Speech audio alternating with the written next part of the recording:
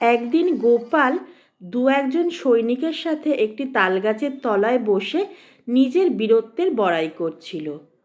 গোপাল বলল, সে কৃষ্ণচন্দ্রের রাজসভায় যোগ দেওয়ার আগে একটি সৈন্যদলে যোগ দিয়েছিল। তখন নবাবী আমল, তাই যুদ্ধে মাঝে মাঝে সবাইকেই যেতে হতো, না গেলে চলতো না।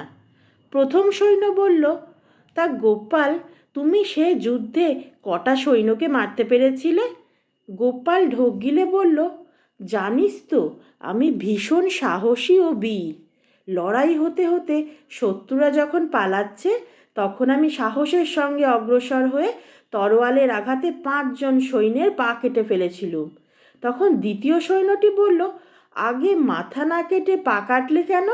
গোপাল তখন বলল, আরে বোকা, মাথা থাকলে তো মাথা কাটবো, মাথা না খুঁজে পেয়েই তো পা কেটেছিলাম। তাদের মাথা যে আগে থেকেই কেউ কেটে রেখেছিল, তাই মাথা না পেয়ে পা কেটে উড়িয়ে দিলাম। শত্রু তো খতম করতে হবে, না হলে যে চাকরি রক্ষা করা যাবে না।